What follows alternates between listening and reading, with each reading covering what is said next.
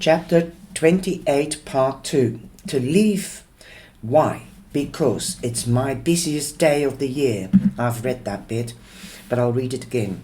And I have about 75 orders to fill, as well as the usual idiots who will come in here looking for tarot cards for their Halloween decorations.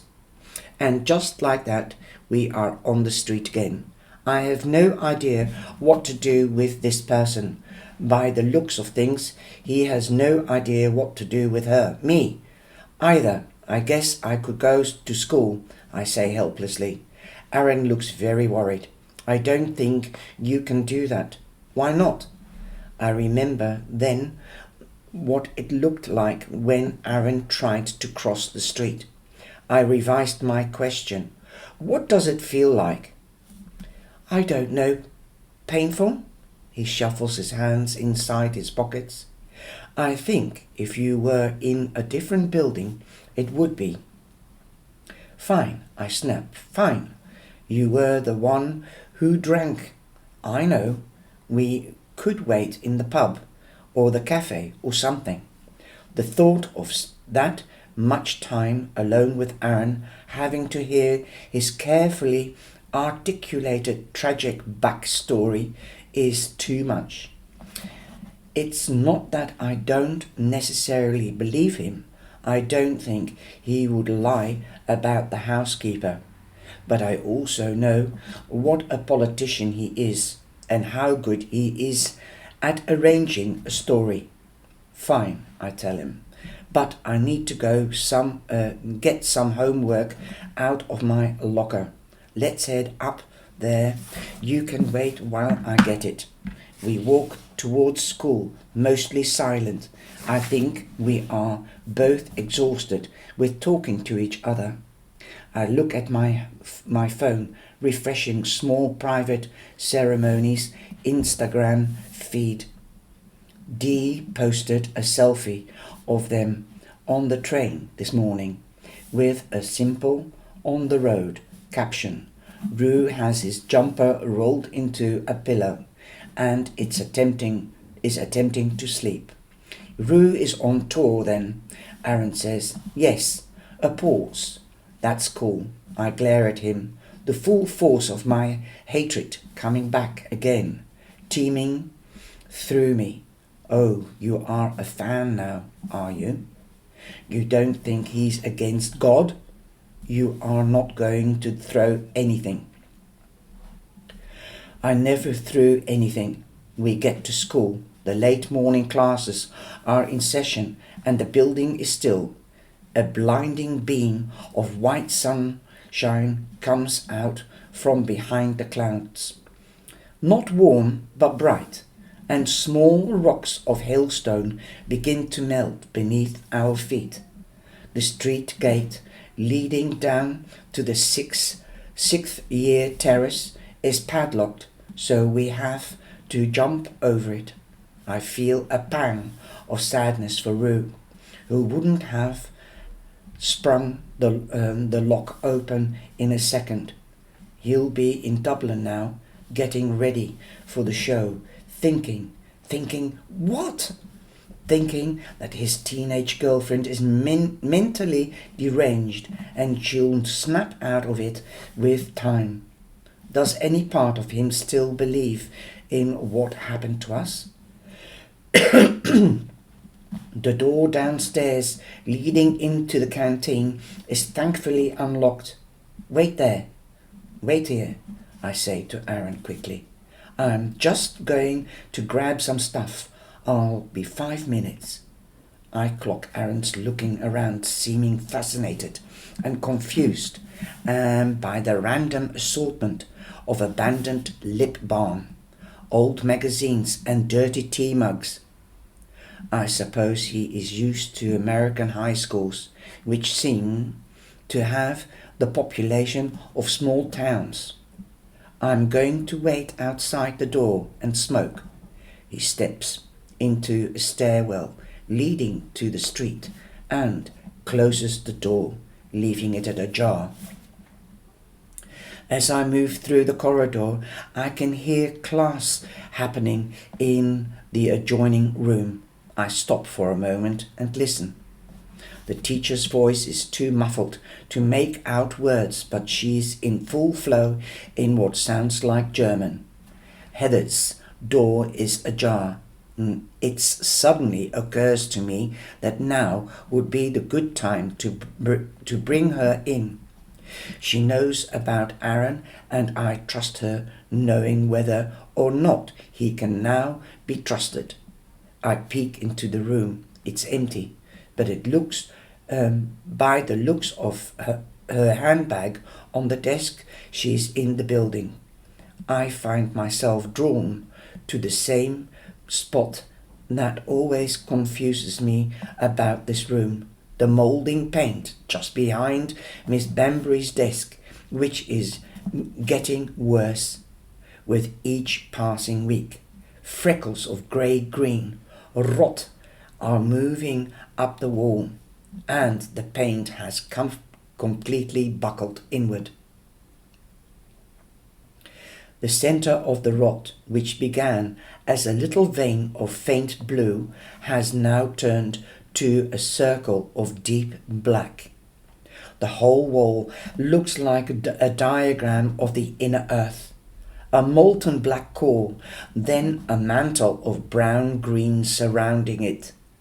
It smells of wetness and old potatoes, the kind that take root in the cupboard and become alien. There's a stir in me then, a stir of the beginnings of a memory, the dream from last night, the feeling of being a layer of green light, and the smell of rot that seemed to pinch at me, dwindle my flame down to nothing. Maeve, Heather's voice from behind me, and she fills with delight at my presence. Funny time to see you here. I turn from the wall to smell still lingering in my nose. Hey, I say. I have an amazing news, Maeve, she grins. I wasn't going to tell you until I was absolutely sure, but I've just gotten off the phone with the museum, and well, you are here. So, what museum? The one in Japan, where I'm going this summer to help catalogue it. Oh, I replied, sure. She seems almost hyper now, her smile almost too wide. Well, listen. Time said I can bring you with me. The pay would be the next to nothing, but it's summer in Tokyo. For free. Can you believe it, Maeve? You'll be finished school, and bam, you'll be off to Japan. Oh, I say, sitting down in Miss Banbury's chair. Wow, the smell of rot from the back wall tickles at me again, and I feel a thrum of something within.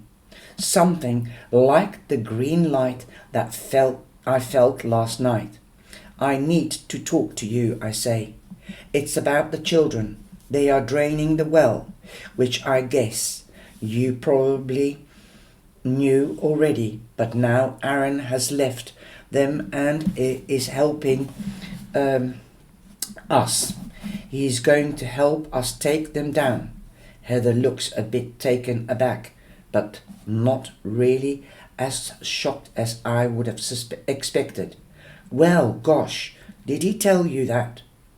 You know I wouldn't necessarily. I know. I don't trust him either, I say, hurriedly. But in this case, I believe him, and I don't think we can take them down without his help. She nods thoughtfully. The thing is, I do need to call the museum today with a decision. I feel like I've misheard her. I blink, stare at her. What? Heather shakes her head. What? Heather shakes her head. Never mind. If you don't want to go, that's fine too. To Tokyo, of course I want to go. No, no, no, no, she shrugs. It's the kind of thing you need to be sure about. I'm so confused. The whole conversation feels like it's taking place in a dream. Well, all the logic is backward, yet it's supposed to make an unspoken kind of sense. Look, I don't feel quite so comfortable going along with the dream logic. Can we talk about Aaron first? I press. I just don't think. Sure, sure, she says. She sounds kind of flustered and disappointed. I think there is more behind Heather than we realise. I'm not going to say it, but I've got a gut feeling about her. Like she's just brought me a birthday present and hasn't quite had the thanks she thinks she deserves. Why don't I just make a tea and we'll talk about it then?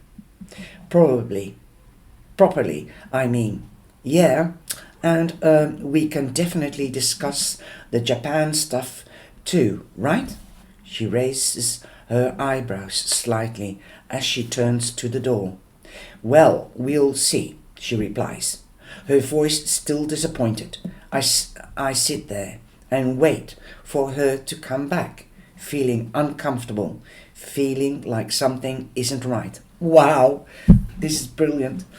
I hear the click of the kettle in the next room and the slow gurgle of boiling water. She starts to hum softly, and the smell from the wall seems to get stronger. This is exciting. Where in the hell did this Japan thing come from? Why would she bring that up now, of all times?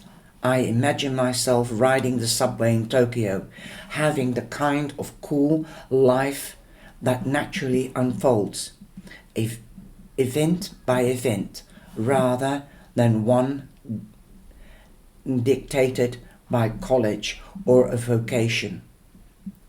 I imagine my parents talking about me the way they talk about my siblings, Abby's in Belgium still, but Maeve, our youngest, is in Japan. Yes, Japan. It's nice fantasy and one I could indulge in more if the green light wasn't now swimming at the corner of my eye. The smell hits my nose again, and I turn to press my thumb against the damp wall, snagging my tights on Heather's desk drawer. As I do, I look down. In the drawer is a small golden key sticking out of the keyhole. With one small turn, I could see inside her desk, which is a sneaky thing to do. Which is a thing I would only do really if I didn't trust Heather. The green light gets stronger and I realize that I'm being told something by my body. I sit, listen for a second. I've spent so long listening to other people's thoughts, it's time to listen to my own. Open the drawer, it says now. I pull out the drawer. My heart is loud. There's a thump in my eardrum. It takes me a moment to understand what I'm looking at. As first, I think they are dead mice. Little grey wet bodies, all sitting neatly in a line, but they are not mice. They are tea bags, rows and rows of used tea bags, arranged like rows of soldiers, 2 inches between each. Each one sits on a little cotton pad, the kind of for removing eye makeup, with apparently to stop it leaking through to the wood of the desk. I pick one up and smell it. Chamomile. These are not just any old used tea bags. These are my old tea bags. My spine goes cold, like a jagged metal rod rattling through my body. Miss Banbury has kept every tea bag I have ever brewed in her office. I wave of nausea descends over me as I realize that the tea bags were also hers. She had brought them from home. I hear her step into the hallway and I close the drawer, my heart pounding, something I managed to get back to my seat. Tea, she says, simply, passing me a steaming mug. I gaze into it, the bag bobbing around innocently. Oh gosh. The day I refused Aaron for the third time, Heather had appeared dismissing him. I thought she was protecting me, when what she was really doing was taking over the case. She is what happens after 3. Whoa! Ooh, this is exciting. So, Aaron, if you just come in for the first time, Aaron gave her 3 chances to become a member of the COB, and she refuses. And this is most probably the head of the COB, Miss Banbury. Okay. She is what happens after 3. I hold the mug in my hands, each palm clamped to the side as though it were the only thing holding me to the earth. This can't be real. You are such a bright girl, Maeve, she says softly. So full of potential. All my life I've been hearing about my potential. Always said like it's a huge treasure chest that I just need to find the key for. Now the word sounds different, like a fruit going soft. She turns her hand along the desk, stopping briefly at the drawer with the tea bags. She's magic. She's a witch as well. Okay, but we knew that. I think she's a bad witch by the looks of it, or sounds of it. If we are going to work together in Japan, she says, smiling still, we need to be aligned on everything. I suddenly remember Aaron's words about how he was brought back to his town in California, where he drained the well and then was quickly moved on again. Is this what the Japan stuff is all about? Are they just gently laying down train tracks to drain me and then get me out of Kilbeg?